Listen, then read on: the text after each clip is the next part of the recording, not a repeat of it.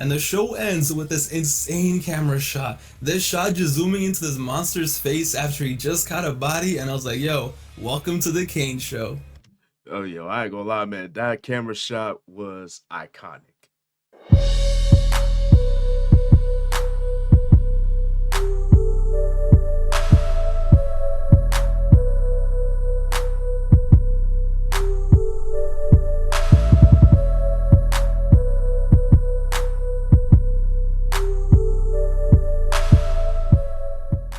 Hey, yo, what's happening, people? It's your boy Blaze here, back at you with another weapon Venomous reaction. So today we're gonna be checking out a video here from Wrestling Gifts, and this one is called Kane back in 2003 was pure evil.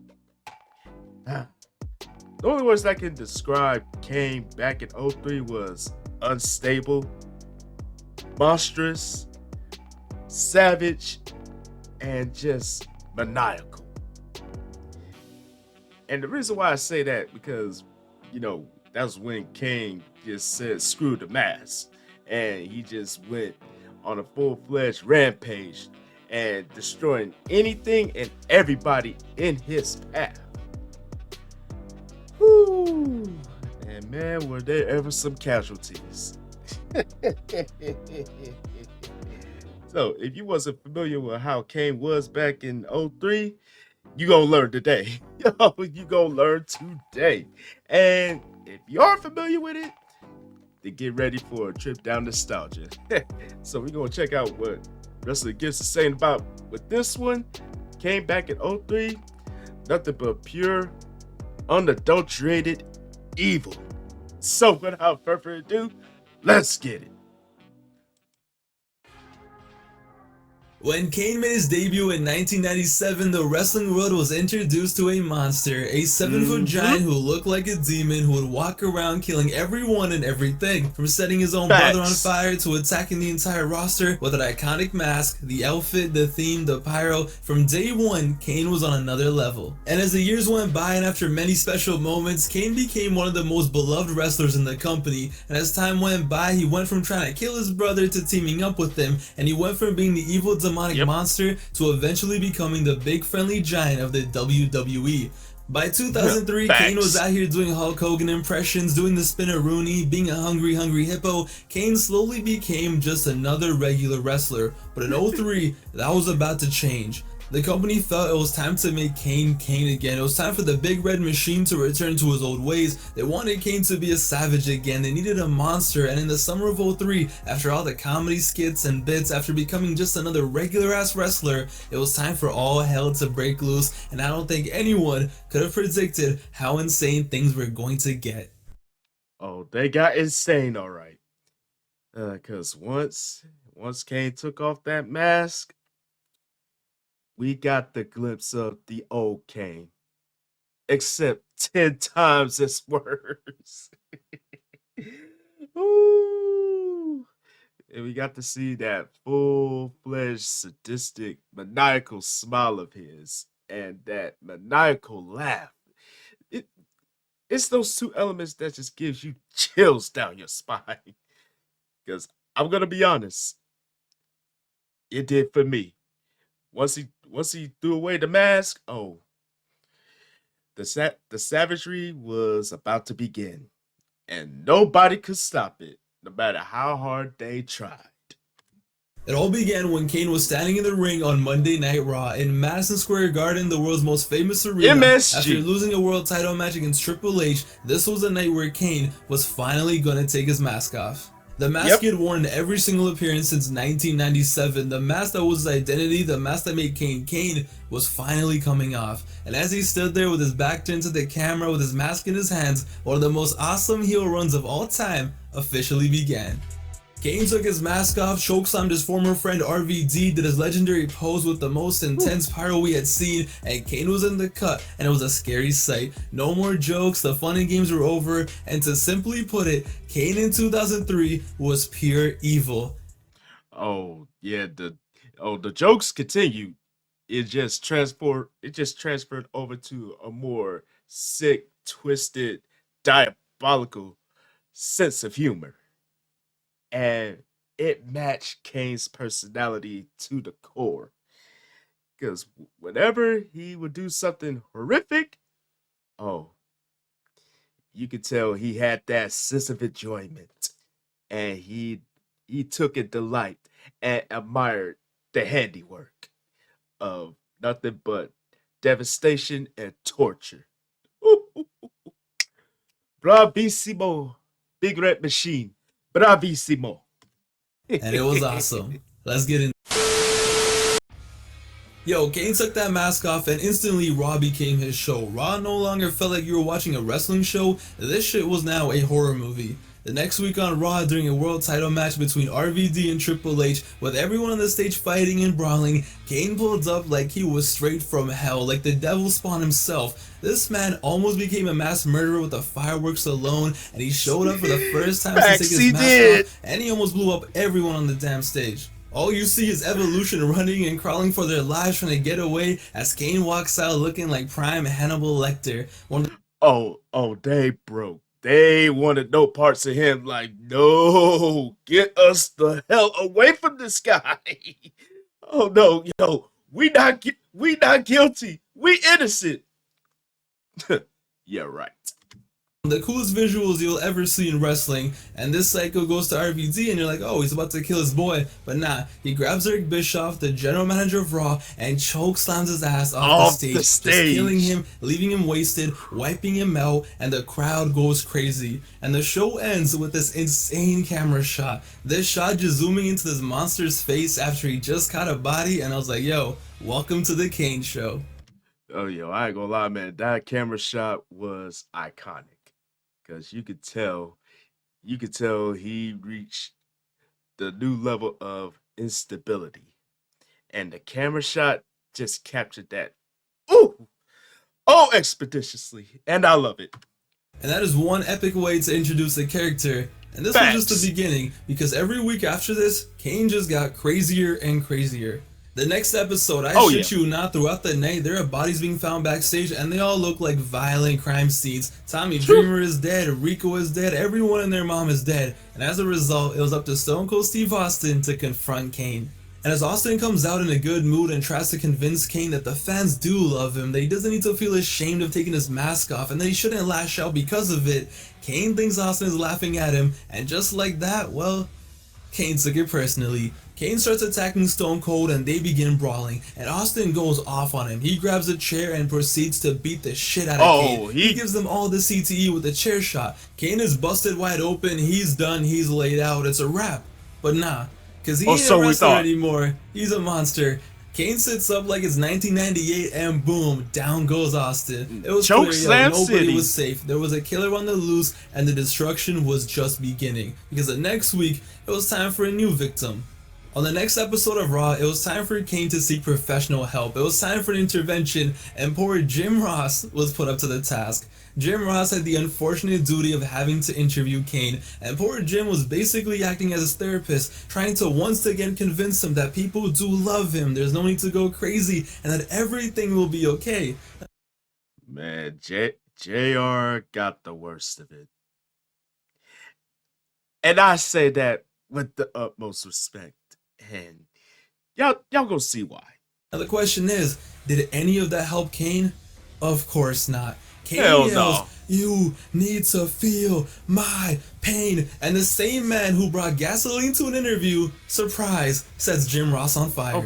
Everyone from Austin to the camera crew to Jim Ross's mom, everyone was begging him not to do it. And burn, baby, burn, Jim Ross is on fire. He was rolling around, all you hear is and Kane was just there laughing. Totally normal behavior as Jim Ross gets turned into barbecue on live television.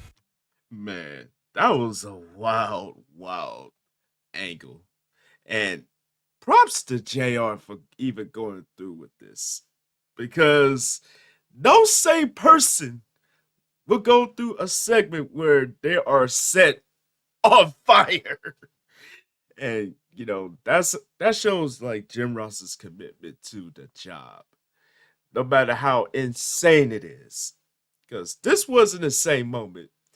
And it captured another area of Kane's instability. Like no matter what, he's gonna make you feel pain. in any unimaginable way possible. Woo! At this point, Kane had become an absolute lunatic, and nobody was safe. In less That's than an a month, the understatement. company turned Kane from this big friendly giant that we all loved to this sick freak. This storyline, this character arc was just generational because the next time Kane appeared on Raw, he had the most fire entrance, literally, of all time.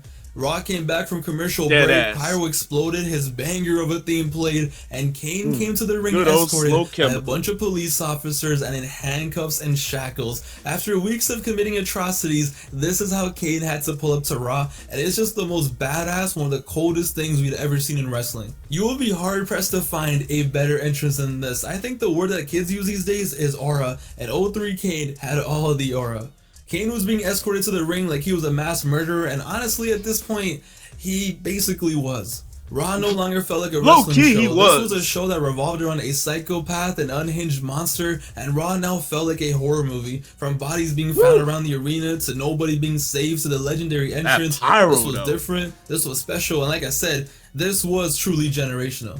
And of course, that night after being unleashed by the police, he just goes out there and destroys RVD. He takes him to the stage, he throws him against the stage and almost blows up the stage again. A bunch of referees and agents come out, they try to save RVD. At this point, it's like Kane has a 4-star wanted level, the SWAT team is here, it's getting wild, and it's like, I don't know what the do you think Arn Anderson's gonna do, because Yeah, nobody was safe from Kane.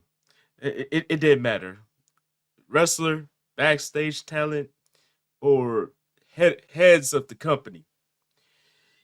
If you was in Kane's path, yeah, it's been nice knowing you, cause you're about to get that early retirement send off from the Big Red Machine.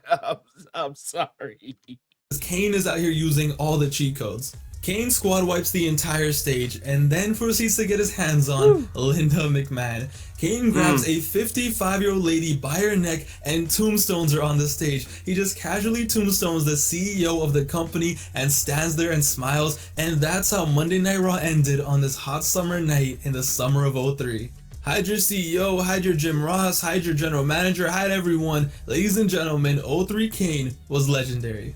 Kane in just over a month had Straight turned Monday Night facts. Raw into a horror movie and became one of the best heels we had ever seen, arguably better than his 1997 run. But every movie, as we know, needs a protagonist, somebody that stands up to evil, somebody that fights the good fight. But the question was, which idiot was crazy enough to get into war with this maniac, with this monster? Well, I present to you Shane McMahon.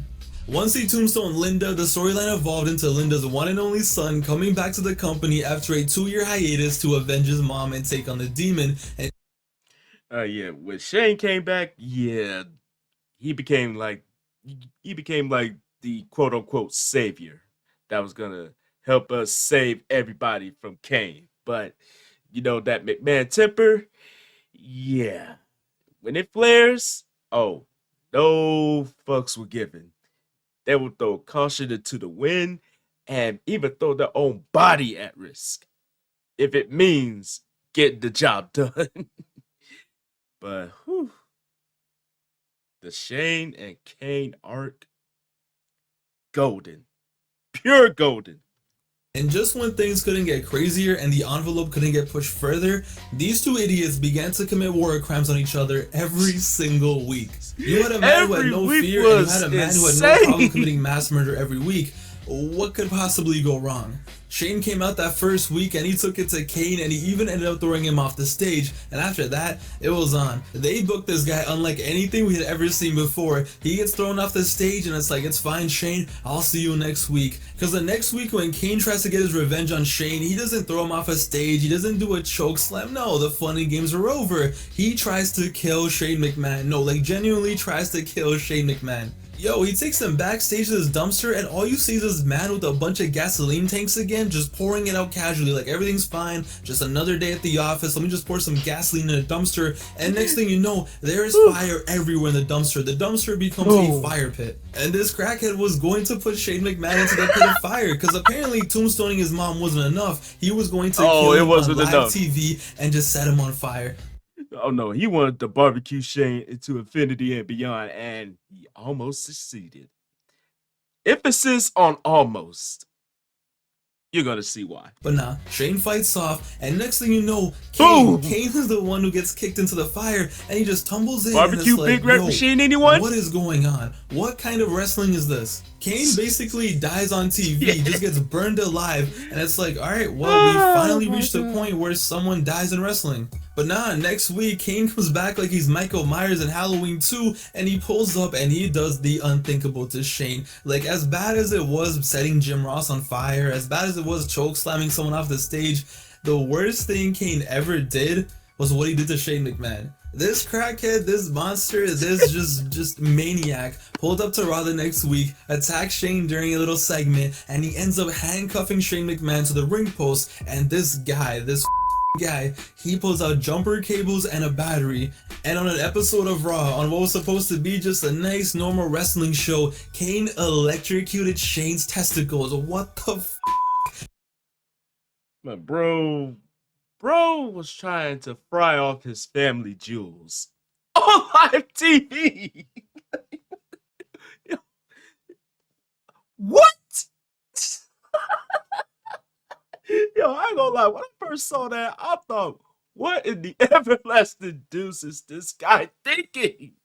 Like, this dude is absolute freak of nature. Like, you're pulling out a battery, you're pulling out jumper cables. You take the jumper cables to Shane McMahon's family jewels down there and try to basically want to pull a Raiden and just electrocute his family jewels off. Like, what in the hell?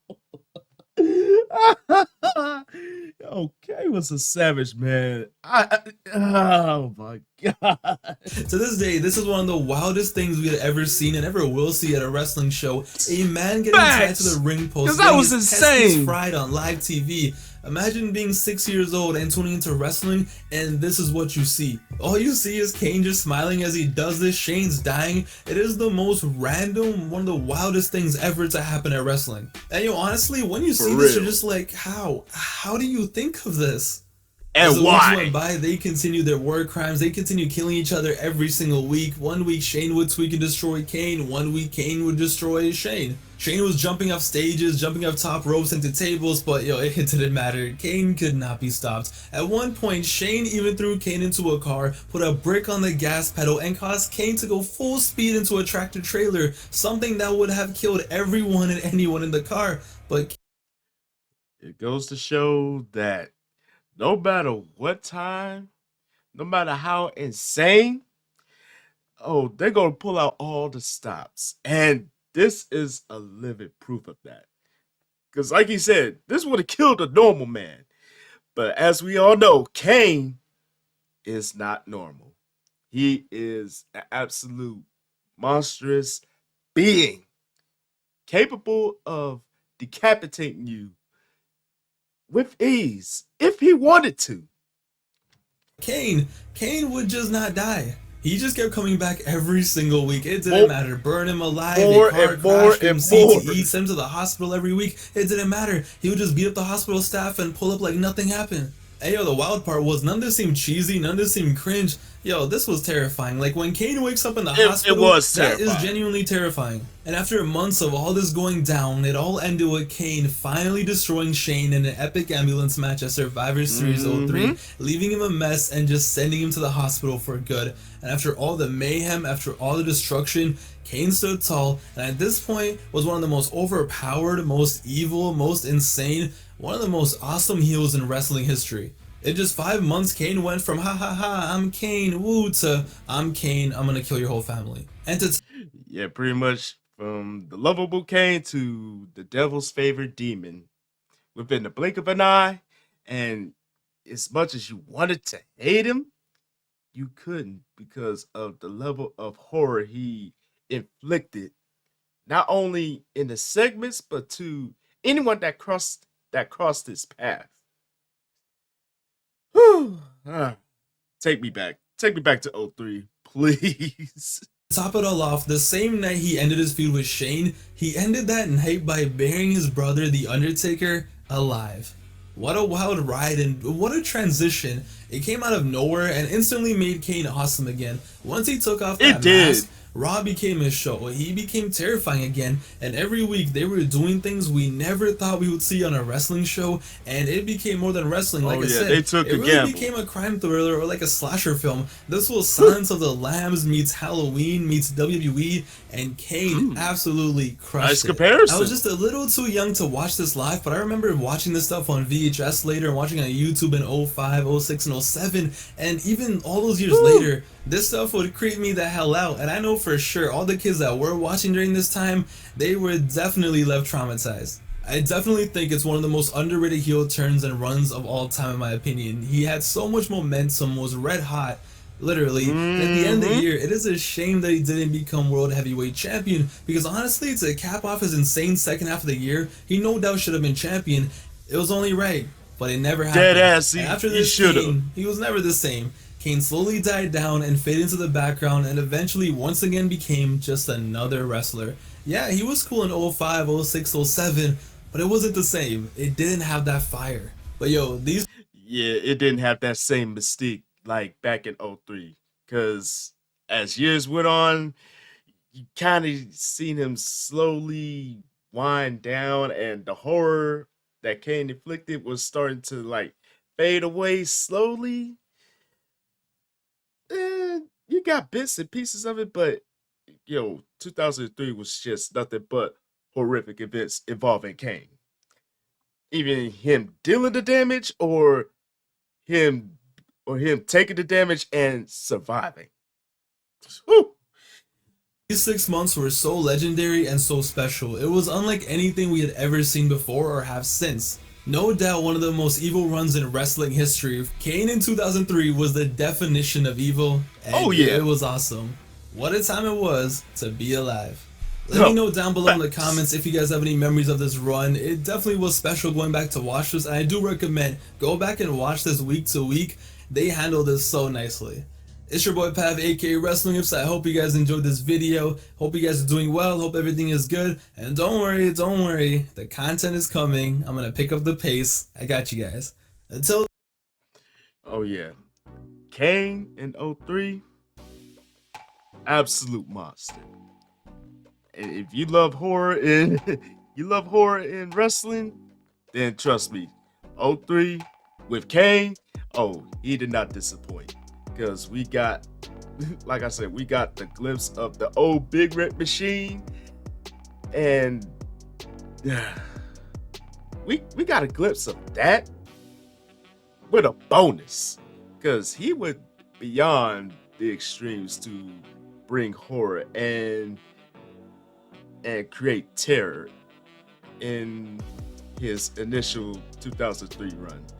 And I would have to agree that his run in '03 was indeed better than his first initial run back in '97, because you got to see him get more creative with the horror, and that brought about everything that Kane was about.